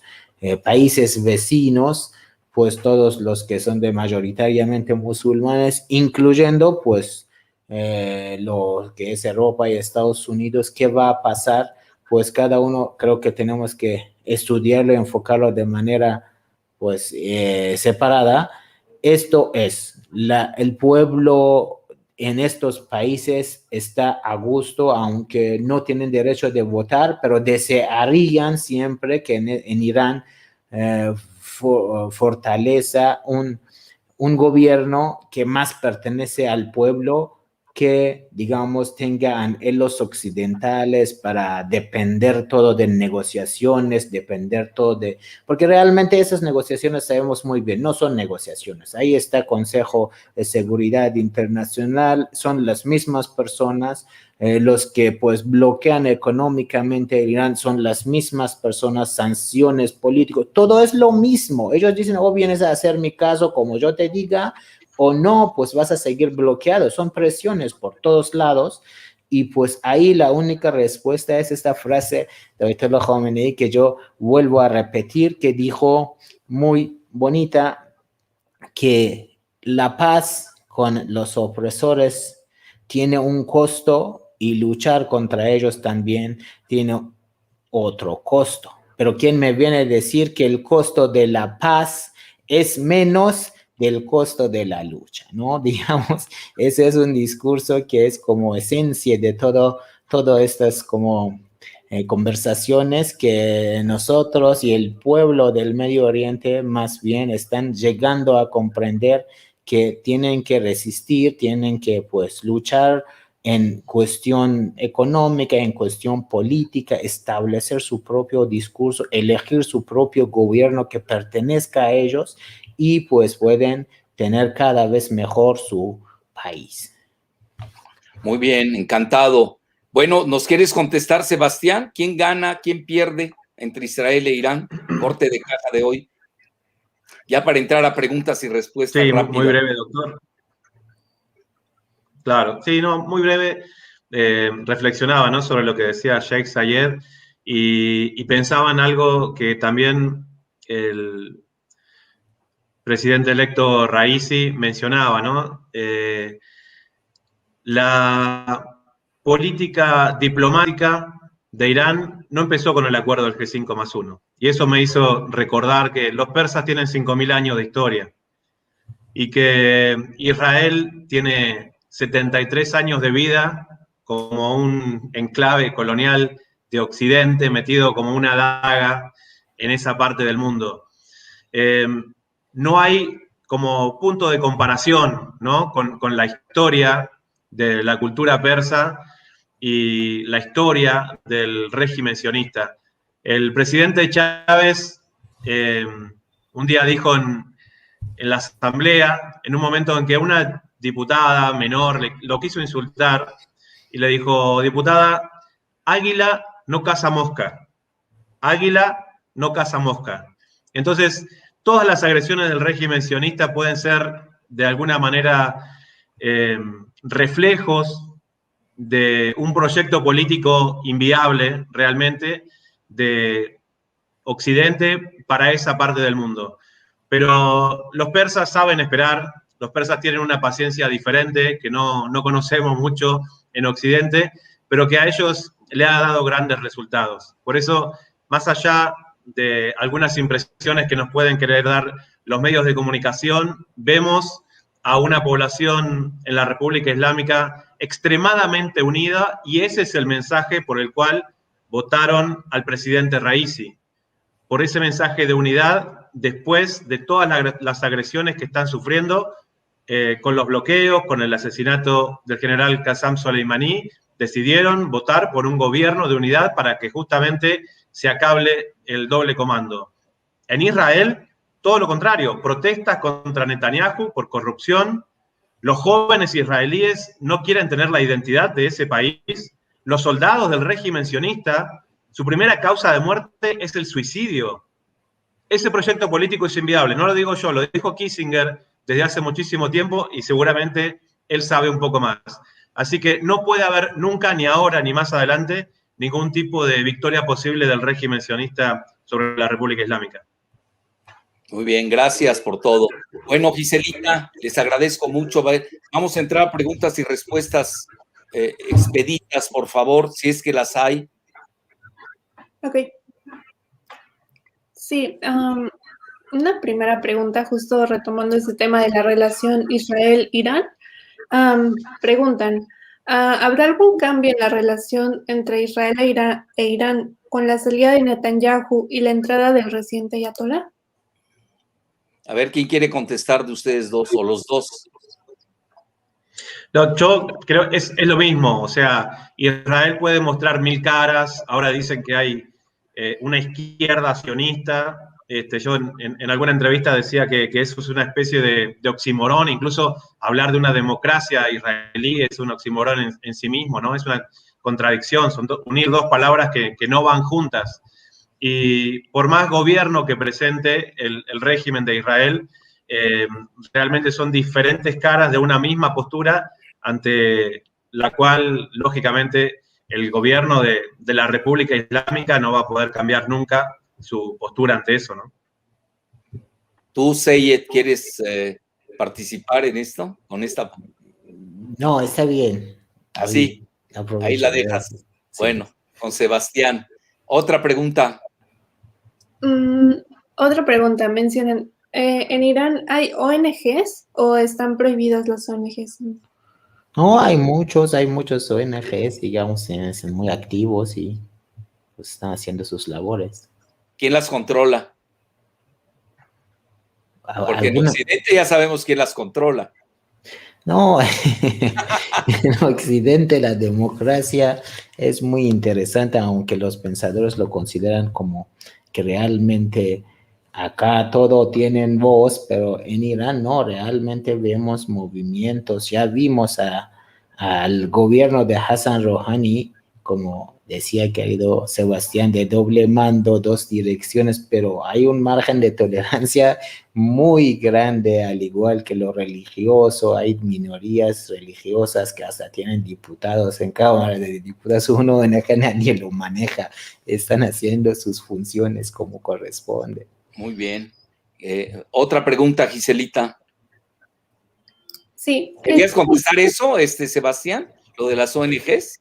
No, nada más que yo creo que tal vez se refieren a las ONGs desestabilizadoras que hay en Occidente, y yo creo que esas no están ni deberían estar nunca en la República Islámica, ¿no? Vemos el ejemplo reciente de Nicaragua, donde el presidente Ortega en diciembre del año pasado instauraron la ley 1055 para que cualquier persona que reciba dinero de las ONG para financiar campañas políticas de desestabilización contra los gobiernos democráticos y populares, tiene que pagarlo con cárcel. Bueno, ahí son los detenidos que estamos viendo en Nicaragua, porque una cosa es fomentar un movimiento político y otra cosa es financiar la desestabilización en un país. Las ONGs que se dedican a eso realmente no tienen cabida en ningún país.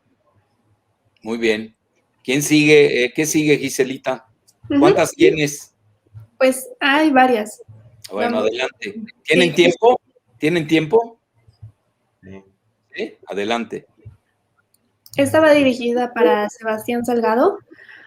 Preguntan, ¿por qué Corea del Norte pudo desarrollar armas nucleares, pero Irán aún no lo ha logrado? No es que Irán no lo haya logrado porque no pudo.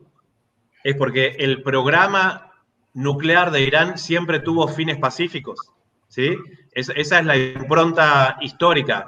El hecho de que Israel y algunos países de Occidente crean que el fin último de Irán era crear una bomba nuclear, bueno, esas son especulaciones políticas, pero el día que Irán se proponga crear una bomba atómica, le sobran científicos y capacidades para hacerlo. Se trata de una decisión política, no de una necesidad de un desarrollo científico ya tienen. Muy bien. ¿Quieres decir algo, Sayed, de esto? Perfecto, ¿No? lo que dice estimado Muy Sebastián bien. es completo. ¿Quién sigue? Otra, Gisela. Justo ahora una pregunta dirigida para el Sayed Hamed. Preguntan, ¿la espiritualidad en Irán es una fortaleza para la sociedad y en Occidente la falta de espiritualidad es motivo de su actual decadencia? Vámonos. Pues eso consideramos nosotros, aunque no es que consideramos en Irán todos sean santos, pero el camino espiritual también es un camino abierto y se considera como requisito para poder crecer, al igual que en la política y pues en calidad humana, personal, esa espiritualidad que es muy importante y las decadencias que vemos en Occidente, pues nosotros tenemos esa lectura, depende de falta de espiritualidad, bastante falta de ética en la política, lo cual les lleva a los caminos que no tienen vueltas. Muy bien. Sí, otra, Gise. Nos quedan 5 minutos. Ok. Bueno, preguntan también, ¿cuál podría ser la postura del Ayatollah Raisi si persistieran los conflictos en la ocupación israelí en Palestina? Buena. Sebastián, adelante. Sayed ya se volvió más espiritual, ya. No quiere saber nada del materialismo más o bélico. No, yo ver, creo que la solidaridad de la República Islámica para con el pueblo palestino está establecida desde que el ayatollah Khomeini estableció el Día de Al-Quds, y eso es un compromiso inquebrantable, ¿sí? La solidaridad en todos los ámbitos, en el espiritual, en el cultural, pero también en cualquier manera en que el pueblo palestino necesite defenderse ante la opresión. Y seguramente el gobierno de la República Islámica hará todo lo que haga falta y lo que esté en sus medios para apoyar el pueblo palestino en esta lucha de liberación que ya lleva 73 años. No, pero aquí es muy interesante porque si uno, a mí me ha tocado vivir, incluso cuando viví en Líbano, toda la cuestión palestina con la OLP. Y hoy tenemos, curiosamente, ese nombre de la espiritualidad entrecomillada de Al-Quds, que es la mezquita,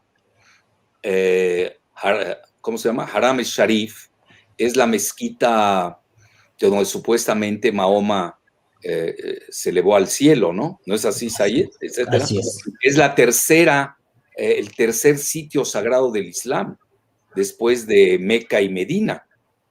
¿O estoy mal? No, está correcto, totalmente. Ya me voy a dedicar a ser teólogo, ¿eh? Ya voy a dejar la geopolítica, por lo que veo. Entonces, no, para ellos pesa mucho. Es decir, la OLP, todo el discurso revolucionario que tuvo su auge, todo lo que sabemos, hoy tiene una autoridad palestina en Cisjordania, que lo digo, hay que ser críticos, ¿no? Cartesianos.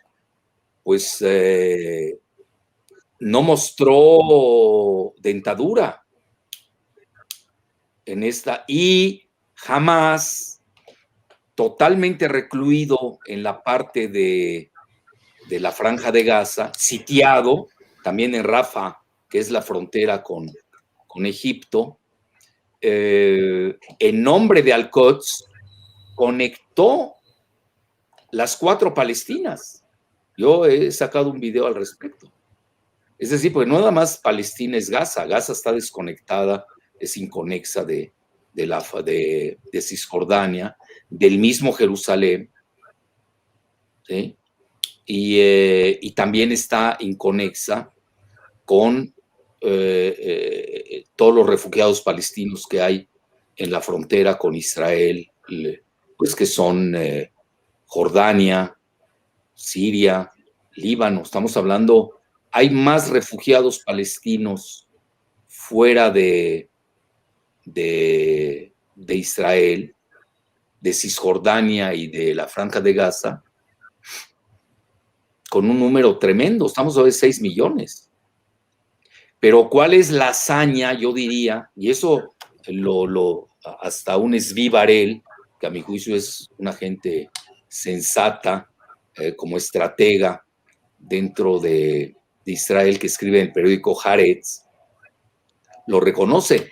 El gran factor que corre en contra de Israel hoy, más que la misma Cisjordania, y más que Gaza, y más que el mismo Quds, pero Quds es el catalizador cohesivo.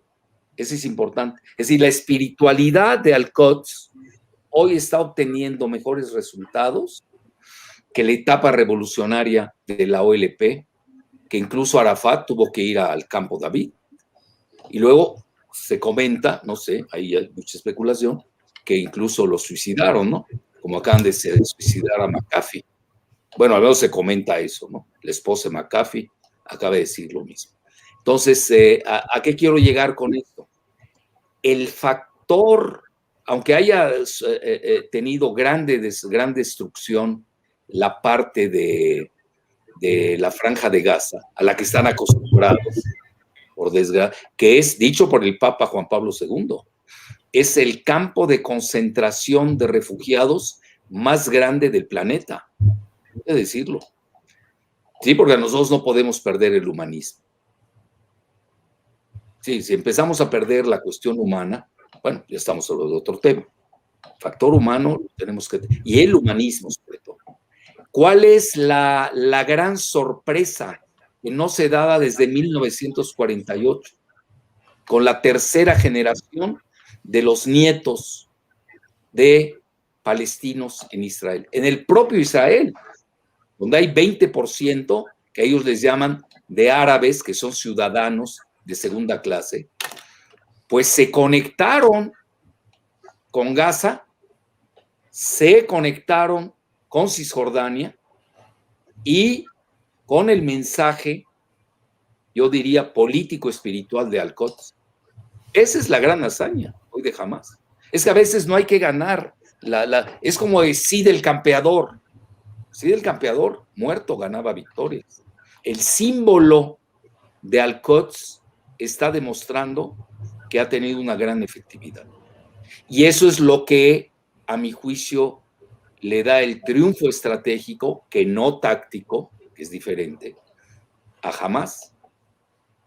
Porque reconectó a las 4 Palestinas, diríamos sí, las 4 Palestinas internas en la antigua Palestina, que va desde el río Jordán hasta el mar Mediterráneo. Pero además las reconectó con la diáspora palestina. Esa es la hazaña de esta guerra. Mientras que ahí en Israel internamente los dividió. Fíjense qué interesante. Digo, al menos es mi percepción, ¿eh? Es decir, este 20% de los israelíes árabes, que así se les conoce, la clasificación de ellos así la manejan, consiguió la hazaña de resucitar. Estaban muertos desde 1948. Y obviamente hay gran preocupación porque cómo vas a gobernar. Bueno, independientemente, no me quiero meter a esto, yo estoy en plan constructivo, no en plan destructivo. Todo lo que ha salido sobre el apartheid de Israel, su supremacismo, etcétera. No quiero abonar en eso, me quiero ver más que nada la connotación geopolítica. Por eso, quizás en otros países hedonistas, ya saben, con H, ¿no? Pues esto no se entienda. Un occidente que ellos mismos lo aceptan. Sobre todo, yo que leo mucho literatura de Europa occidental, sobre todo Francia, ahora están en una fase hedonista, ellos le llaman el declán, el declive. Sí, Europa occidental tampoco está pasando por un gran momento. Basta leer a Houellebecq. Houellebecq es un autor muy contestatario, acaba de sacar algo tremendo, que ahí también le vamos a dedicar un video. Entonces también estamos viviendo tiempos asincrónicos en el mundo. A veces nosotros consideramos que el mundo es homogéneo, no hay tal. Vean, yo ahorita estoy por hacer un análisis de por qué Latinoamérica está yendo a la izquierda. Y eso también no me gusta, ese terminajo ya añejo de izquierda-derecha. Hoy estamos ya en nacionalismos, soberanismos, frente a globalismos neoliberales. En Latinoamérica están perdiendo los globalistas neoliberales. Y se está cargando Latinoamérica a yo llamaría los nacionalistas soberanistas. Y es lo que estamos esperando, el resultado de la elección de Perú. Mientras que en Europa, fíjense qué interesante, con otro proceso de desarrollo, son los que hacen el modelo neoliberal. Se está yendo a la llamada derecha. ¿Vean? Está yendo. Curiosamente, a nacionalismos y soberanismos. Están dejando el neoliberalismo. Pero ahí con otra etiología. La etiología en Latinoamérica es que nosotros somos exportadores de migrantes, que son los que sufren las aflicciones del modelo neoliberal, mientras que en Europa son importadores de migrantes. Por eso hay que tener mucho cuidado cuando uno empieza a hacer extrapolaciones, las hace en forma, a mi juicio, demasiado temerarias, perentorias, expeditas, y se pierde que el mundo está viviendo procesos diferentes de desarrollo. No estamos en la misma sintonía. Es fascinante esto. Entonces, por eso lo que sucede en la Franja de Gaza trastoca la correlación de fuerzas de la antigua Palestina desde el río Jordán hasta el mar Mediterráneo, con impactación en las fronteras. Pero todo con yo diría, ese cemento espiritual que es Al-Quds. Curioso, ¿eh? Hay que reflexionar mucho de eso. Bueno, yo creo que nos vamos a la última pregunta ya, Giselita, para despedirnos. Escógete la mejor. Bueno, hay como varias que se pueden conjuntar en una. Primero hablan de un punto sobre si se puede entender Irán y Turquía para consolidar un bloque regional en la zona del Medio Oriente, y conjunto a esa, ¿qué relación tendría el nuevo presidente de Irán con las otras dos superpotencias que son China y Rusia? A ver, quien quiera contestarlo. Bueno, yo creo que las relaciones entre la República Islámica y Turquía son realmente buenas, pero hay puntos donde sí tienen fricciones. Uno de esos es el norte de Siria, donde Erdogan tiene invadido todo un sector de la República Árabe Siria y que la República Islámica, desde el inicio de lo que fue la invasión, primero con grupos terroristas y después la desestabilización permanente contra el gobierno de Bashar al-Assad, viene apoyando al pueblo sirio para defender al gobierno que ellos han votado democráticamente. Me parece que hay un punto de inflexión donde ninguno de los dos países va a cambiar la postura. Erdogan, por un lado, aduciendo de que los grupos kurdos del norte de Siria quieren independizar una parte de Turquía, y usando eso como excusa, tal vez para intentar anexionarse, según ellos, de manera temporaria, algunas partes del territorio. Entonces, creo que son dos potencias importantes regionales, tanto Turquía como Irán, pero evidentemente ahí se ven las diferencias de cuál de los dos es parte de la OTAN y cuál no. ¿Y en relación a Rusia y China? Bueno, la República Islámica, los persas son los creadores del ajedrez, ¿no? Saben hacer el juego geopolítico a 5 bandas, y evidentemente hay que reconocer, desde mi perspectiva como análisis, el gran acuerdo que sí le deja al presidente Rouhani del acuerdo de 25 años con China, que me parece que el presidente Raisi va a poder maximizar seguramente en todo el intercambio de venta de petróleos, y que seguramente la reactivación de la ruta de la seda va a poder darle beneficios. con el presidente Putin las relaciones creo que no podrían ser mejor. El propio Lavrov dijo que las relaciones entre Irán y Rusia están en el mejor momento de su historia y entonces es prácticamente imposible poder mejorar eso. Pero ese bloque bipolar, si se quiere, de Rusia y China, evidentemente ven en la República Islámica un aliado regional muy importante. Muy bien. Sayed. Muchas gracias, pues muy bien lo que dice estimado Sebastián. Irán, como dijo Ayatollah recién, también en rueda de prensa, que va a fortalecer mucho las como relaciones bilaterales con los vecinos, pues lo que sea la ruta de seda también entre Afganistán, Pakistán, que tienen un gran consumo, digamos, y están haciendo una importación enorme, al igual que Irak y países del norte. Pues esto es la política que decía Ayatollah Raisi, que Barján para nosotros no es el inicio y no es el fin.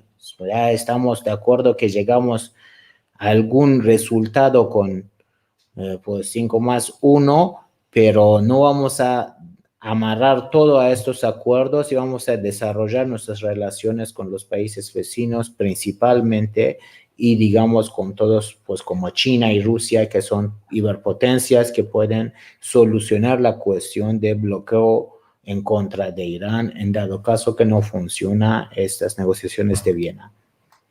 Bueno, pues excelente, les agradezco mucho. Yo diría como final, para no ser así tan duro con la pregunta que hice, uno también tiene que hacerse la autocrítica, más que decir ganó Irán y está perdiendo Israel, yo diría pierde la política irredentista de Netanyahu y el talmúdico Jared Kushner con su suegro Trump. Por eso tenemos el cambio de Biden, que regresa a una estructura, a un esquema que había aceptado el mismo Ayatollah Khamenei, esa fase previa. Claro, en las negociaciones se endurecen las cosas. Ahora, por ejemplo, Irán está pidiendo reparación del daño económico, que fue brutal, ¿no? Etcétera. Bueno, esas son partes de las negociaciones, pero la llegada de Biden, guste o disguste, sí benefició a Irán.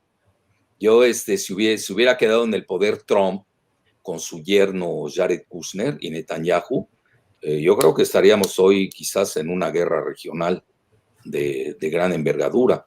Entonces, y en Irán, yo creo que ellos resistieron, tienen esta famosa resistencia económica, que va mucho con su concepto del martirologio, del chiismo, que son más propensos a la resistencia. No cualquier pueblo es dado a sacrificarse, menos cuando estamos en una etapa de desglobalización donde el hedonismo predominó, sobre todo en el área occidental. Entonces, yo ahí lo matizaría. Vamos a ver hasta dónde el gobierno, yo diría, de Blinken y de Jack Sullivan con Bennett y Lapid están dispuestos a tener una política menos irredentista y más realista. Y ese realismo tiene que tomar en consideración, pues, de que Irán es una potencia regional a carta cabal. Bueno, hasta la próxima. Les agradezco. Sayed Hamed, gracias. Sebastián Salgado. Fue un gran honor estar con ustedes. Sebastián, muchas gracias. gracias. Hasta la próxima vez. Suerte. Muchas gracias. Gracias, Iselita.